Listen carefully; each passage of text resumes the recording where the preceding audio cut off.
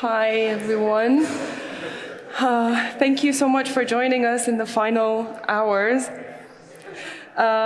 So for the next hour, we'll be listening to the presentations that a group of pretty amazing people have worked on over the past couple of days. They were part of the Digital Deal Summit. But before we dig into that, I just wanted to give you a bit of background info on the project that is behind the Digital Deal Summit, which is called European Digital Deal. And it's a 3-year project, an investigation into how the accelerated and often unconsidered adoption of technologies alters, undermines our democracies.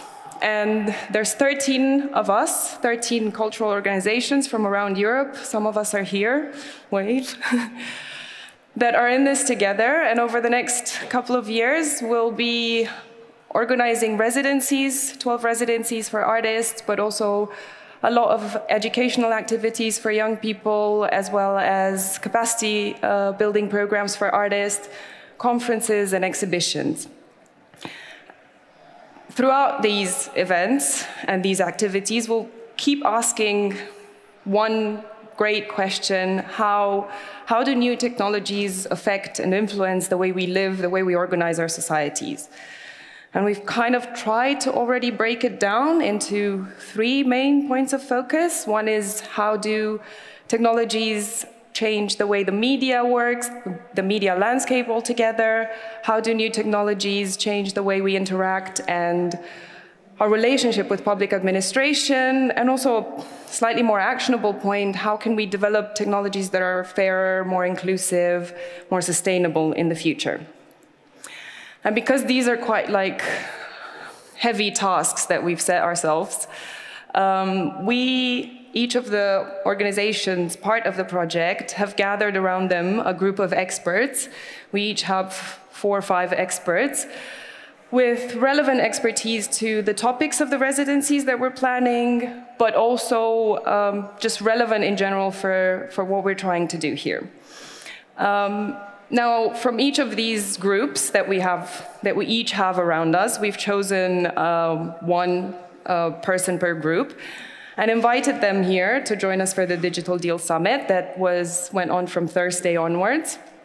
And if you've walked around, you will have probably seen them, but I don't know if there's anyone that wasn't there.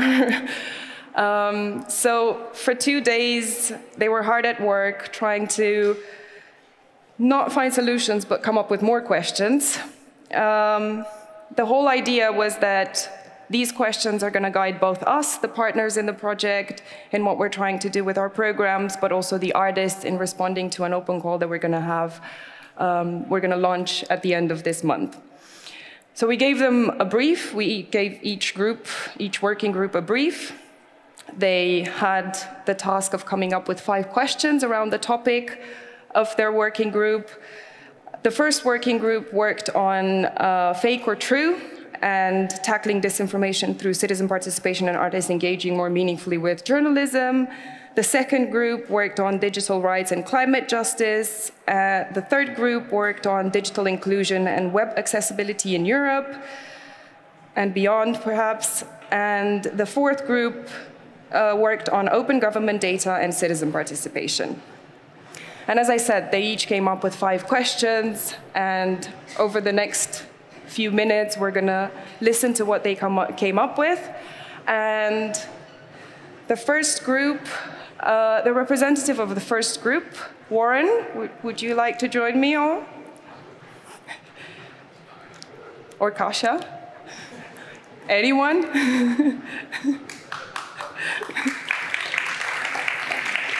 Yeah. We're showing the video. Yeah. Just okay. Introduce it with. Is this on? Yes, okay, great. Hi, I'm Kasia. I'm representing Working Group 1. Our topic was about fake or truth, tackling disinformation, and we have kind of a a novel way of showing you what the questions were that we came up with. But before we do that, I was just going to intro some of the major themes that we heard over the course of the conversations. The first was just in the title, Fake or Truth. We had a lot of conversations about what truth is and whether truth is even the right word. We decided it's probably not. It's more like legitimacy, knowledge, and trust, as opposed to a single truth or a single falsehood. Then we talked a lot about citizen participation, so relationship to governments, what that means, what happens when your government is maybe not supporting the public and the public interest. Digital rights, what are these? Do we have them? If we don't have them, how do we create them? And how do we make sure that people understand that they should have them where they don't exist? That brought us along to journalism and the media and kind of the role of the media in all of this. And there's a lot of AI that's being generated now that will probably exacerbate some of the problems in misinfo and disinfo that we've seen previously. And finally, education. How do we actually bring this to people, especially young people or younger generations, to try to empower people to kind of go forward in a way that maybe looks better than where we're coming from. And we decided that since we're the misinfo, disinfo group, that we would put all of this into some kind of a deep fake, and we would show it to you as a video. So that's what we're going to show you now.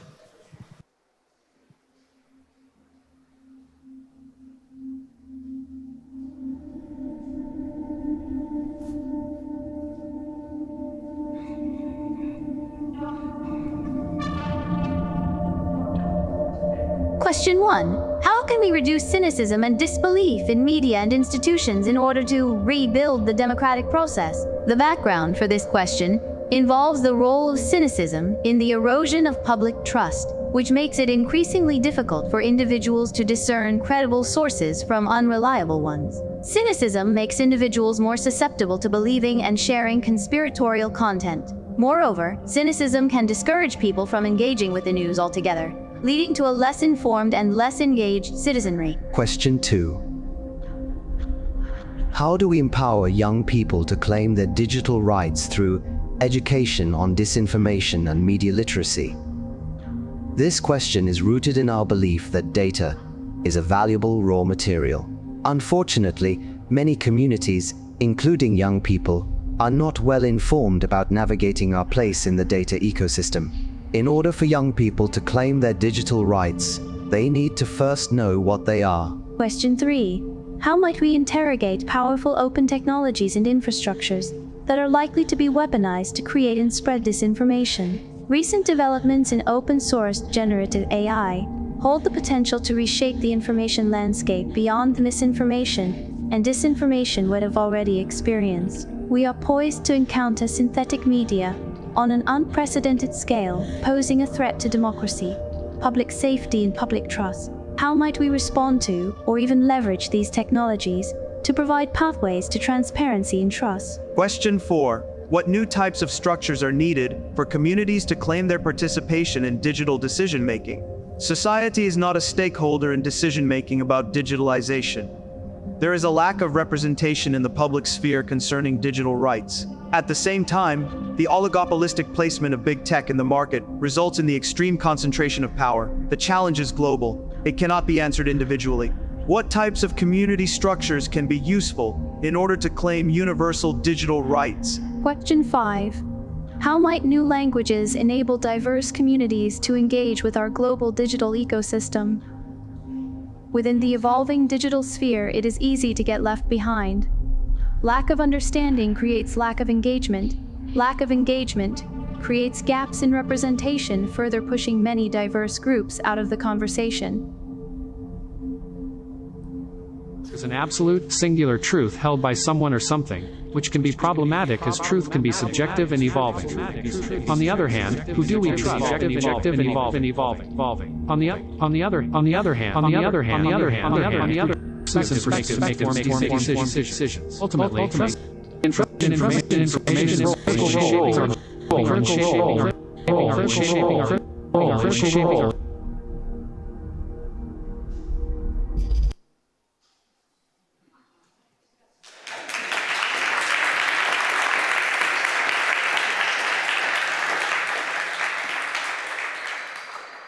I think it's pretty amazing what they could do in a matter of hours. So yeah, congrats, guys. Next group, group number 2, Nina and Shruti.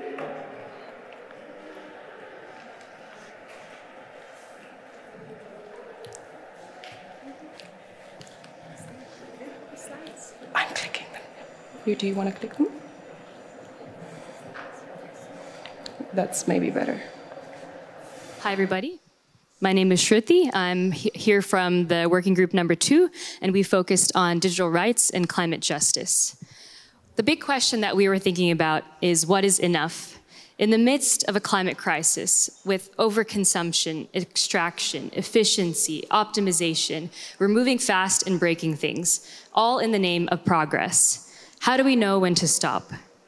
What about the paradoxes and tensions that exist? Some of us are addicted to our screens, while others still don't have reliable access to electricity and internet. What responsibility do we have as individuals, and how much is bigger than us? Do we start with incremental changes, or push for radical systemic changes? These are some of the big questions that we discussed over the past couple of days. We started with divergent thinking, making sure we were incorporating all of the different perspectives that we came from, and then started to narrow it down and converged on specific concepts, which we'll talk about as we discuss the questions. And once we came up with the questions, we didn't stop there. We tried to be very intentional about the language that we used and spent a lot of time discussing about the specific words that were incorporated into the questions to make sure that we were very specific about how the question came across, which brings us to the questions. Yes, so we grouped the questions in 2 groups. We have the first group, which focuses on the topics of enough, optimization, and slowness. The first question is, what is enough in a society pushing for infinite growth? We are all aware of the capitalistic system that asks from us to grow infinitely, to produce more, to be better, to be faster, to accelerate. We want to challenge this question. When are we done? When is it enough? And are other systems possible? Can we imagine another way of life? To answer to this question of when are we done? When are we enough? That brings us to the second question. In which ways can technology oppose the imaginaries of optimization and progress?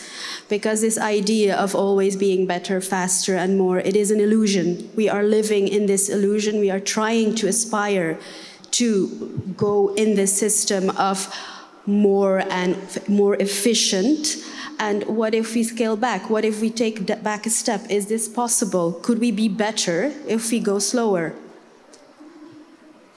Which brings us to slower.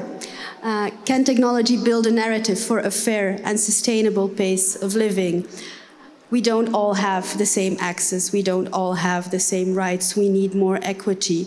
We need more fairness in access to technology, to wealth, to a fair distribution. We also need a more sustainable way of living, and sustainable broader than just the ecological aspect, but also in regards to tempo, to a pace. We are going very, very fast, and we are aspiring to go faster and faster. Is this necessary, and can we rethink this paradigm? We also wanted to dig a little deeper into the word technology. What is actually encompassed in this idea? What if we can expand this idea? So the next question we came up with is, how can technology embrace localized and traditional forms of knowledge? So how can technology incorporate lived experience, ancient practices, things that are generally thought of as low tech? How can we elevate these practices to the same level that high technology or digital technologies currently hold in our modern world?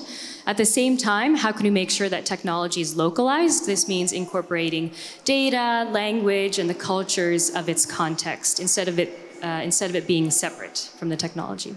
That's what I already clicked.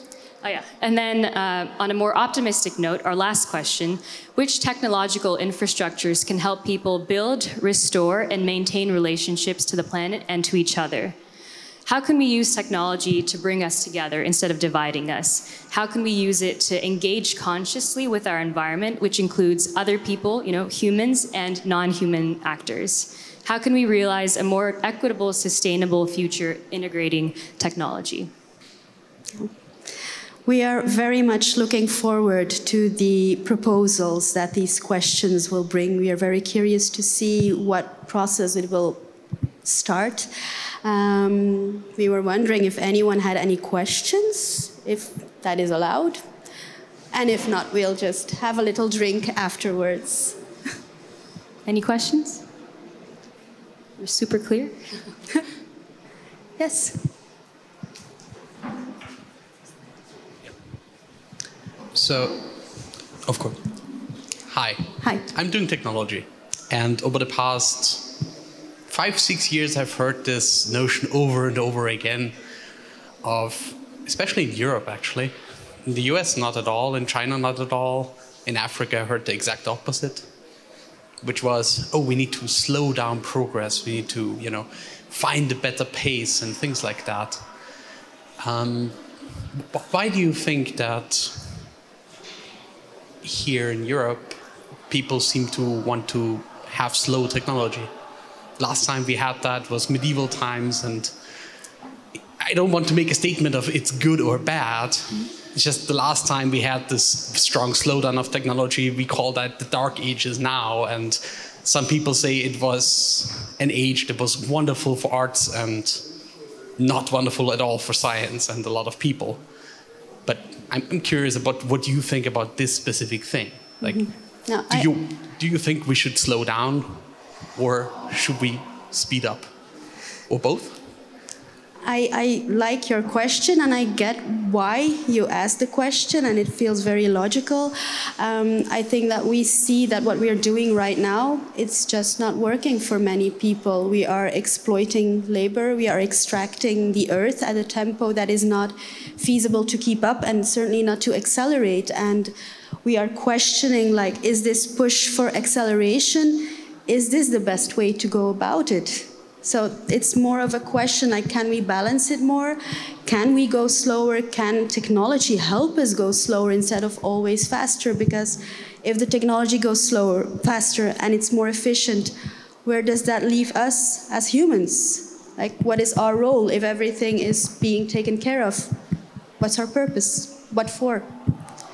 So, just to add one thing, we discussed this a lot as well, and I think one thing that goes along with the narrative that you're discussing is the idea of economic growth. It's often like how we're trying to optimize economic growth as like the best thing. And there's also, it's also been shown how new technologies, we think it's going to help us be more efficient and optimal and give us more time, but in fact it just makes us even busier. And so I think when we talk about slowness and like using technology to slow down, it's more about how can we use technology in specific ways so that it can help us, but then also maybe disengage or find other ways to engage with it. But would love to discuss it with you further afterwards as well. Is that, yeah? thank you. Thanks.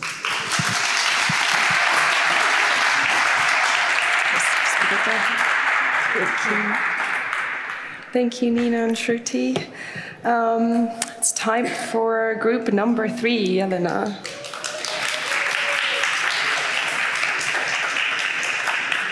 Do you want to do this? Do the slides, yeah? Yeah, you. Do you want to do this? If these are working? No, you need that.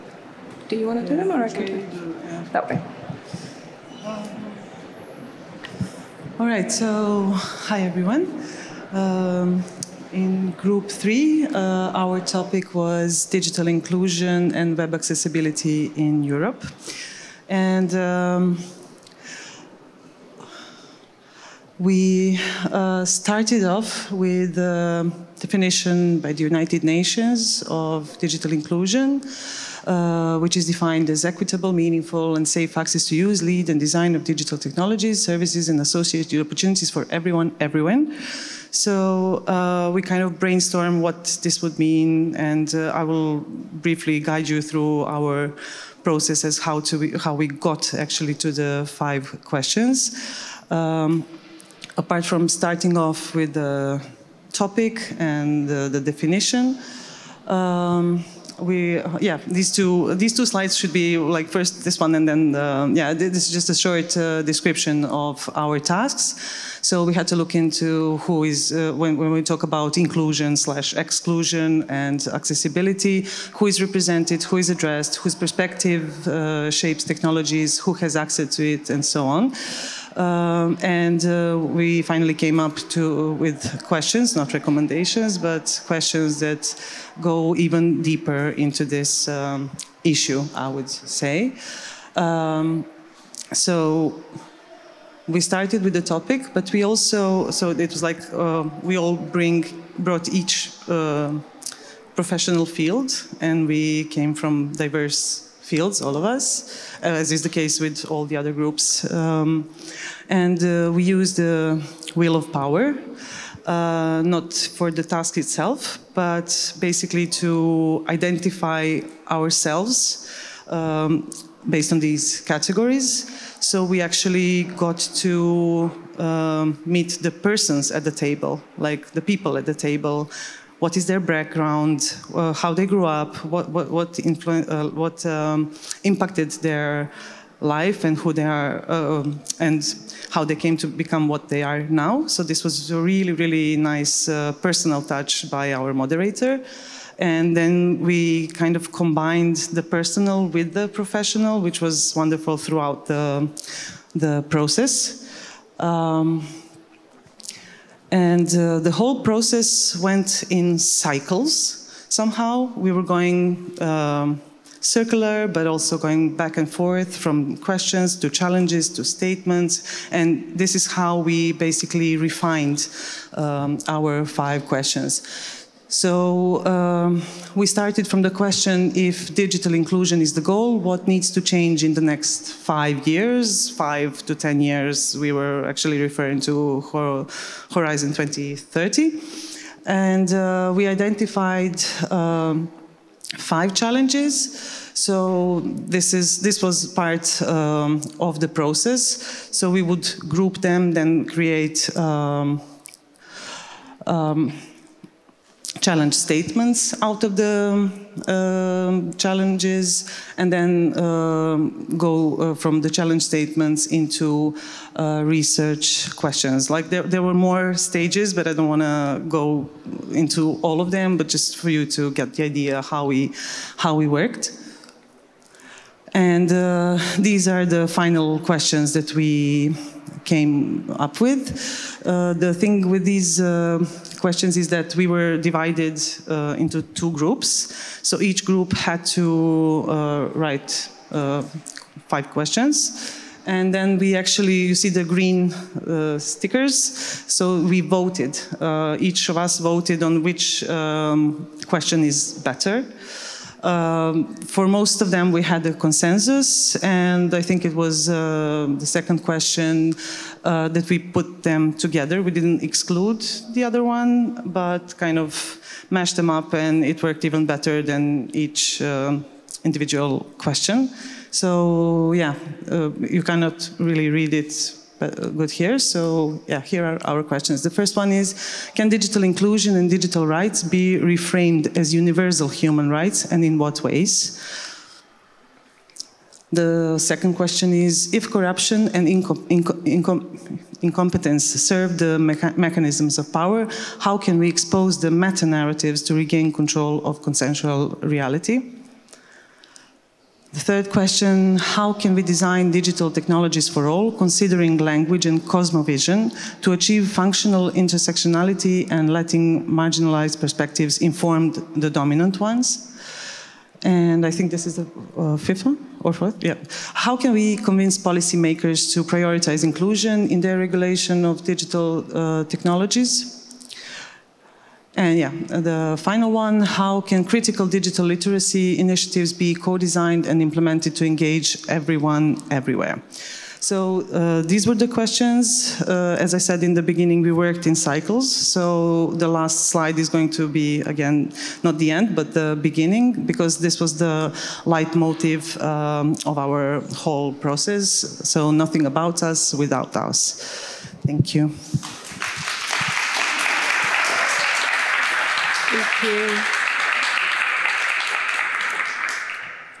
It was great to get a peek into the process as well of what were 2 intense days. Last but not least, group number 4, Lewis and Martin.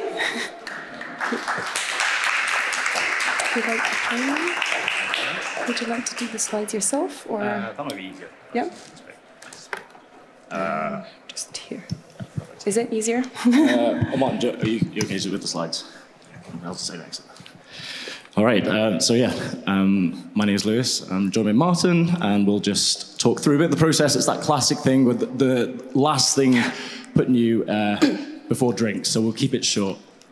Our group was looking at open government data and the role of citizen participation. And as you can see from this, I was taking notes as we go along. It was a very expansive conversation to begin with. If we start breaking down any of these concepts in terms of what is a citizen, what does government mean, what does data mean, and what does open mean. And so the first conversation, I think, on the first day was very expansive, really trying to maybe talk through, put the world to the rights to a certain degree, and maybe exploring some of the tensions. In fact, I'll get out of the way over here. Some of the tensions that I think we've already heard from some of our colleagues, so thinking about that kind of local context, that grassroots, bottom-up, but then how does that scale into a more global context? But then also thinking about the environmental cost of data holding, for example, thinking about the social, cultural context right now as a cost of living crisis, what our community is able to really comprehend in terms of consent, in terms of data processing, in terms of GDPR. We've had, Martin was raising a lot around the concept of a nation state, globalized challenges, for example, and how we think about that. And of course, thinking about how this works within the context of capitalism, for example, and geopolitics in particular. I think we go to the next one, hopefully. Just to introduce the team. My name is Lewis, I'm from Scotland. We have Martin over here. We have Simone, who is on his way back to Slovenia, so we send him our best. We were facilitated by Lucky, who has just disappeared. There he is. Marta, over here, so you can say hello at the drinks. And now Vuk, who's filming right now. And so as a process, we had this very open discussion day 1, and then we started to think about, well, what were our personal experiences around this? And again, this is where we started to form our kind of key questions. I'm not expecting to read all this. There will be no tests. You can see it afterwards if you like, to get some of the themes. But the first theme that I think I wanted to really pick up on is a lot of my work is on the very grassroots level, on the community level, particularly with groups who may have distrust or are not represented in research and data.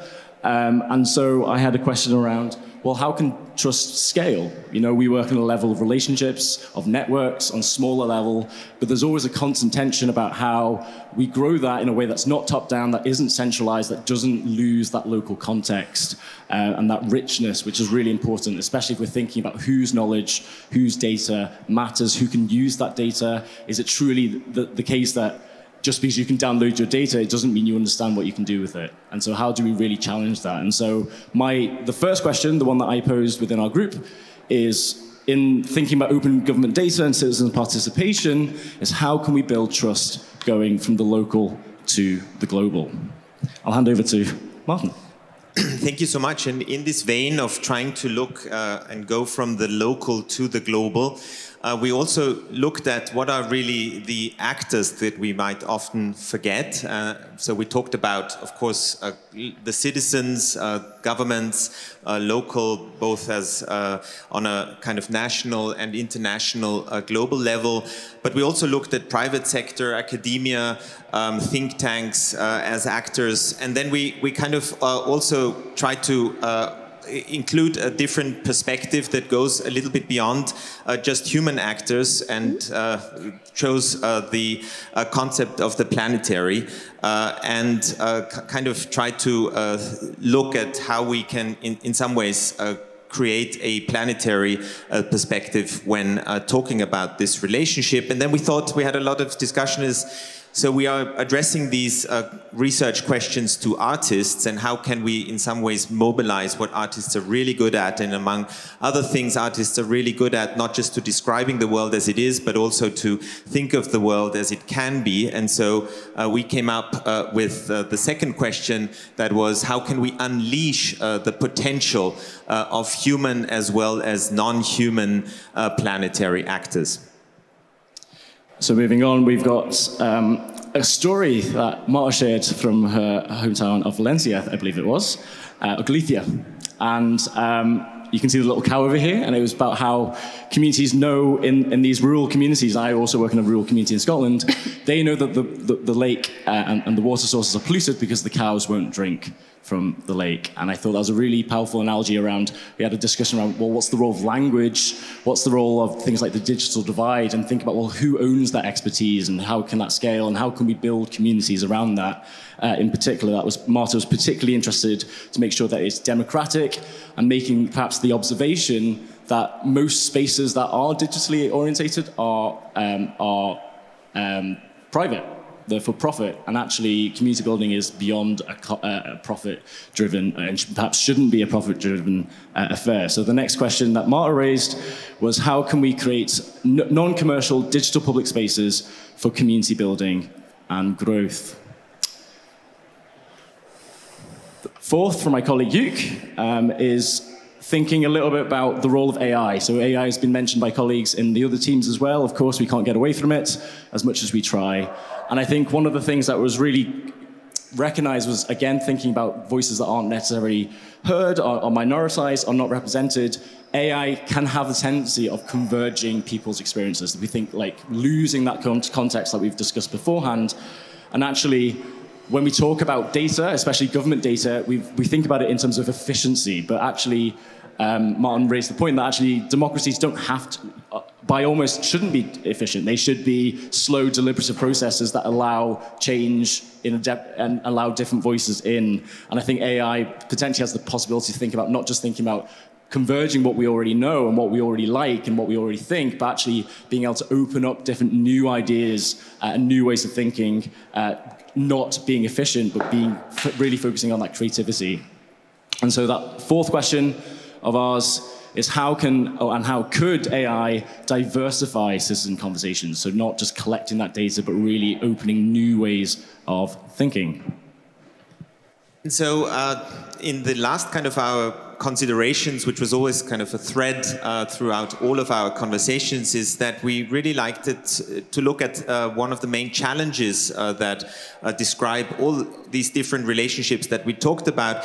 And we kind of wanted to point out that we are in desperate need of narratives that, instead of dividing us, kind of unite us. And we kind of looked at from a planetary perspective, divisive natures of some of ideological divisions. And so we basically, and that was our colleague Simon's emphasis, tried to look at ideologies and narratives that at the moment divide us, and not try to kind of dissolve them in a kind of consensus way, but try to challenge artists in finding ways of how we can in some ways mobilize competing ideologies, leave them as they are, but try to mobilize them in order to solve common problems in collaborative ways.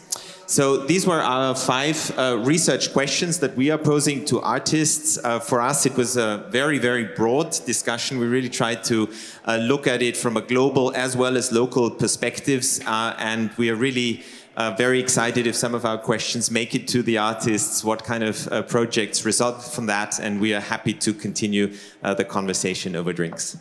Just one last thing, I want to say a massive thank you to the Ars Electronica team and all the different teams for the conversations, even at lunchtimes and breaks. It takes a lot of work, and I think, yeah, we'll leave it there and see you at the drinks as well. Thank you.